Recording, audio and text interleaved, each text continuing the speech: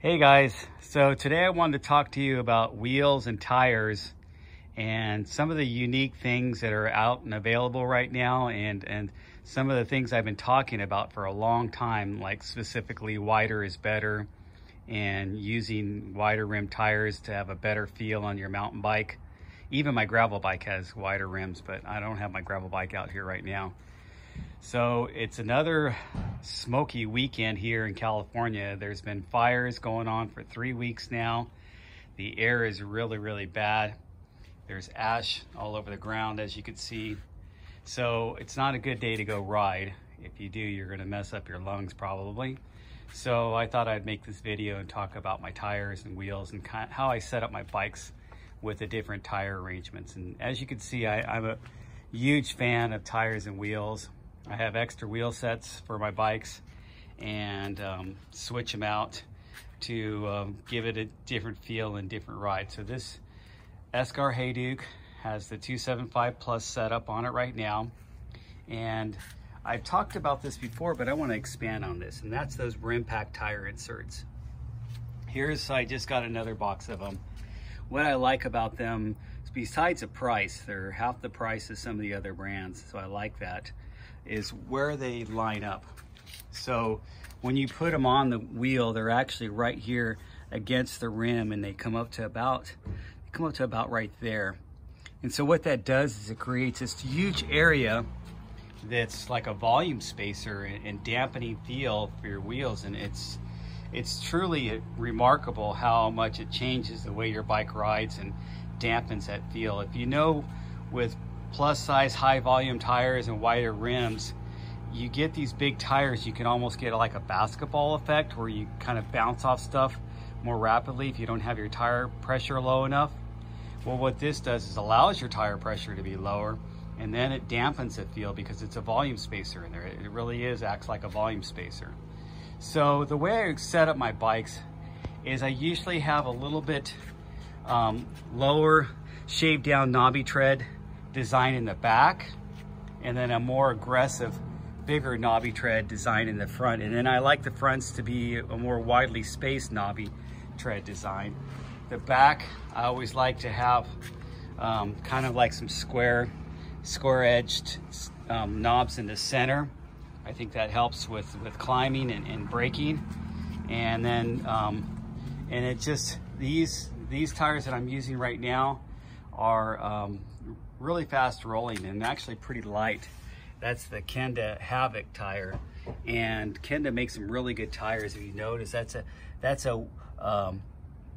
275 by 2.8 with a 120 TPI casing. So when you get the higher 120 TPI casing, it makes for a more supple tire because it's a tighter weave with the tire, and then they can make the casing even a little bit lighter.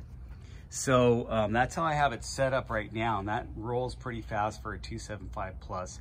275 Plus is going to roll slower than a regular 29. And here's my rear tire. We'll start with the rears on my single speed right now, and I just picked that up, and that's the Maxis Recon. And everybody loves Maxis, and the Recon is kind of sits in their trail category. It's not a super lightweight racing tire, but it's definitely not one of their more aggressive like DHR or DHF type of tires. So this tread design is a similar tread design than the Terravels, and probably Terravel copied them actually, and it works out really nice. I haven't even got a chance to use it actually, but I've used similar tread designs, and I've used other Maxis tires, and they work out good. They're not quite as high volume. If you look at the sidewall, it doesn't come up as high. It's not quite as a high volume tire as the Kendas or the Terravels. And I noticed this is a 2.6. It's probably closer to the width. I should measure it, but it's closer to the width of a 2.5 of my Terravels or my Kendas. So they're not gonna flare out as much either. Now on the front, I always like a wider space knobby, chunkier knobs, and on my 275 Plus setup here, I have these Terravel Kinetibics, and those are really nice chunky tires, probably closer to the top of their most aggressive type of tire that they sell. And on the front of my single speed, I have these Terravel Coronados, and those are super high volume, 29 by 2.8, and not quite an aggressive tread as the other one for front, but this is more meant towards having that suspension type feel. Again, with a volume, with a Rimpact in there, it's going to give it that kind of volume spacer feel and make it a little bit more compliant, if you will, or giving that suppleness, so I can go low pressures and have, because it's a fully rigid bike, so I can have kind of a full suspension feel without having a full suspension bike, or even without even having a shock fork. Obviously this one has that really nice Fox 34 on front, and so that kind of evens it out up front, and so I can run higher pressures and I don't have to worry about as high of a volume tire on the front on this one. Although that's really high volume, again, wider is better, and I use this super wide WTB KOM I-45s. And so let me show you some of my other tires and what I'm doing with those. So this is a lighter setup that I have for my single speed, and that's with the Terravel Honcho, which is really not their light tire. It's not as light as their other tires in their line, but why I chose this one and I chose the durable one is so I could run this without the impact, without the Rimpact tire insert, and have a little bit more girth in the sidewall to give it a nice feel. And these rims are just crazy strong. I've had these rims for a few years, and these are the rims that have outlasted any of my other brand rims, but they only go up to internal width 29, and I like to go a little bit wider if I can. 30, I like to go 30, but I also been going 35 and 40 and 45 too. Now this is a front wheel. Front wheels, obviously you want to go wider, and you can go wider and you can go more aggressive tread. And so this is the Surly Dirt Wizard, and it's a 29 by 3.0 on that big WTB scraper rim. And WTB scraper rim is basically, it's the same rim as this KOM almost, with that really low profile design.